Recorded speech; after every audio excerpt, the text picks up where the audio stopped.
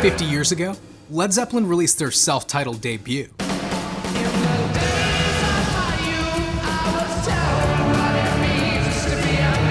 Their sophomore effort followed just a handful of months later, taking them from nearly unknown session players to a hard rock powerhouse. But when the band shifted from their blues influence towards folk for Led Zeppelin III, a lukewarm response from fans and critics threatened their rise. Their success was being attributed to hype and aggressive marketing campaigns. In protest, Zeppelin would move away from the standard, if not necessary, way of selling records. Their fourth album would be left untitled, and the band's name absent from the cover. Instead, sigils appeared, one for each member of the group. They would strip everything away in order to let the music speak for itself. They would have to push their creative limits forward, experimenting with new production techniques and instruments. Jimmy Page swore that their fourth album would be their best, and if it wasn't, they would give up and retire.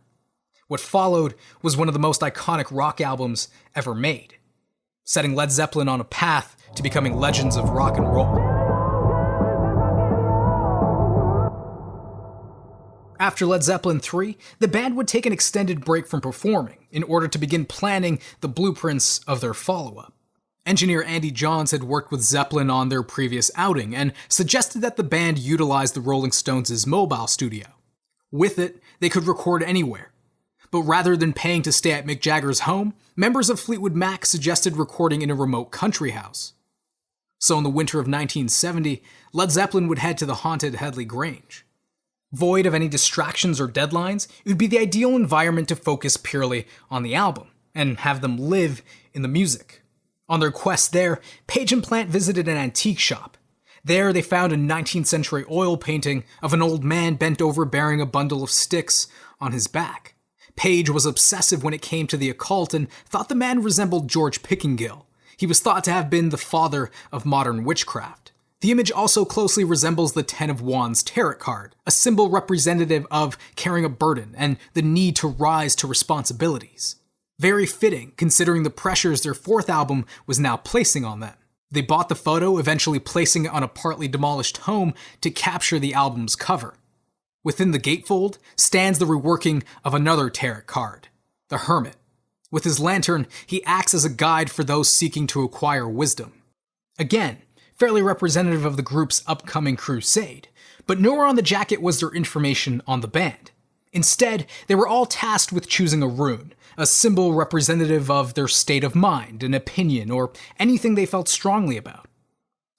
The Feather of Maat, Egyptian goddess of justice and fairness encompassed within a circle, the emblem of a writer, belonged to none other than Robert Plant. The Borromean rings, depicting man, woman, and child, resided with John Bonham. A Celtic knot, portrayed a person both confident and competent, was chosen by John Paul Jones. Finally, Zoso. Designed by Page himself, it wasn't intended to be a word at all. Its meaning remains a complete mystery. Once they arrived at Headley Grange, they took over the secluded mansion. Their equipment littered the house, amplifiers wedged into cupboards. The house quickly became a part of the production. In their reinvention of Memphis Minis When the Levee Breaks, Page knew that in order to achieve the sound he wanted, the drums were going to have to breathe. He had Bonham set up his Ludwig kit in the lobby, and with microphones recording high above, the stone stairwell added an ambience to what would become one of the most sampled songs in music history. The booming kick and snare of When the Levee Breaks had even more delay added before being slowed down, adding more weight to the track. In fact, everything but Plant's vocals were recorded at a slightly higher tempo before being slowed down.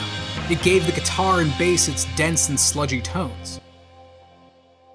The entire song is a magnificent showcase of Page's production mastery.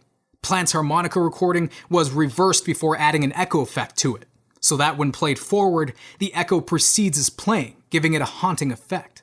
With each verse, Plant's voice is manipulated, pans from left to right, flanger effects. When the levee breaks, mama, you got to move. It all adds to the track's narrative of an approaching calamity. Nearing the conclusion, Plant's vocals are distorted, showcasing that the levee had indeed been broken. Named after a black Labrador retriever that would often visit the country house, the riff for Black Dog was crafted by bassist John Paul Jones after listening to Howlin' Wolf. The start and stop structure was inspired by Fleetwood Mac's Oh Well. And the opening sounds are evidence of Page's overdubbing technique, where he synced up 3 guitar tracks. The end result of triple tracking his guitar produced a thicker and grittier sound. 4 Sticks is proof of the group simply having fun in the studio. The track wasn't meeting Page's expectations until Bonham casually decided to start playing the track with 2 sets of sticks, giving the song its title and its unique drumming. The rock standard, Rock and Roll, stemmed from a jam session that began as Little Richard's Keep a Knockin'. Keep a knockin', but you can't come in.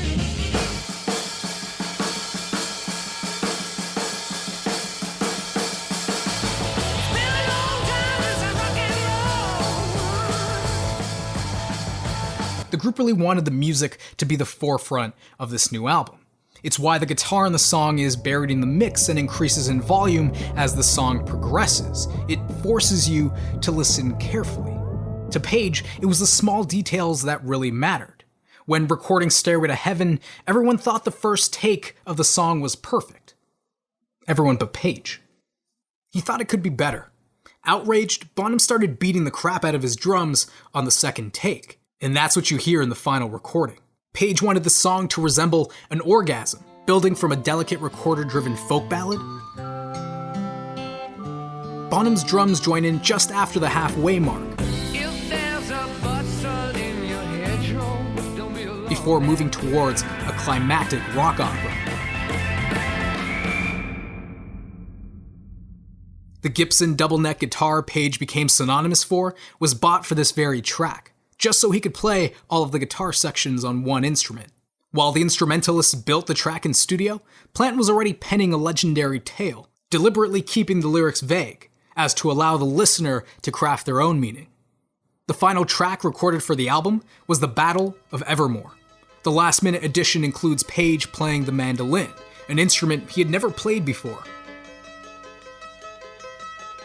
The track is also proof of Plant's slight shift in terms of lyrical themes. His love for J.R.R. Tolkien is evident in the abundance of Lord of the Rings references. The Queen of Light took her bow, and then she turned to go. The song is also unique in that it features a guest vocalist. Folk singer Sandy Denny sings in harmony with Plant in the role of the town crier.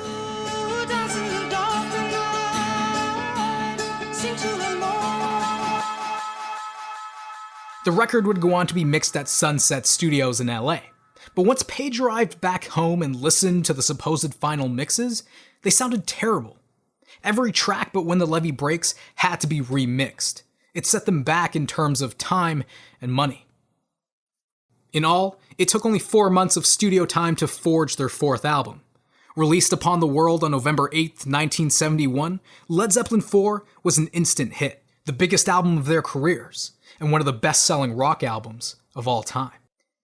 The enormous popularity of 4 was even more impressive considering they left their name and title off of the cover. In bypassing traditional marketing techniques, they'd proved that people weren't buying them solely for the name, but responding purely to the music. The 4th Led Zeppelin album opens with a promise. Hey, hey, mama said the way you move, gonna make you sweat, gonna make you groove. And that it did. Led Zeppelin IV is the best example of the group's craft, setting down a marker which was near impossible to surpass during the rest of their career. It was the perfect marriage between the hard rock of their 2nd album and the folk stylings of their 3rd. For the casual music fan, it's the album with Stairway to Heaven on it. But for the diehards, the album showcases each band member coming into their own. The album boasts some of Robert Plant's finest songwriting. Playing in odd time signatures and with extreme force, it cemented John Bonham as one of, if not the greatest rock and roll drummer. It's an album that demonstrated John Paul Jones's array of musical instruments, showcasing his competence not only as a bassist, but as a jack of all trades. It displayed Jimmy Page as not just a wizard behind the guitar churning out some of rock's most iconic riffs, but as one of rock's boldest producers and a master behind the mixing console. Containing a timeless collection of iconic songs, Led Zeppelin IV would define the future of hard rock. Today, it's the classic rock masterpiece that cemented an already great group as one of the greatest of all time. If you're looking to enter legendary rock status, then I'd recommend checking out K-Theory's music production class. They break down their techniques when it comes to sampling, drum programming, and constructing hooks and melodies. You can find the class on Skillshare. Whether it's music production, graphic design, or animation, Skillshare has more than 25,000 classes to help you take that next step. A subscription is super affordable at less than $10 a month, but as Skillshare is sponsoring this video, my viewers can use the link in the description to get 2 months free. It should give you enough time to join the classes and communities that are just right for you and your goals. Thanks for watching, ladies and gents. If you'd like to hear some of my favorite Led Zeppelin songs, I've crafted a playlist on Spotify. You can find the link to that in the description below. If you enjoyed the video, please give it a like rating, subscribe to hear more stories behind the music you love. If you can support the channel, head over to our Patreon page where you can earn some rewards for doing so. And tell me, what's your favorite Led Zeppelin song? Let me know in the comments below. And that's it for me. Again, thanks for watching and keep listening.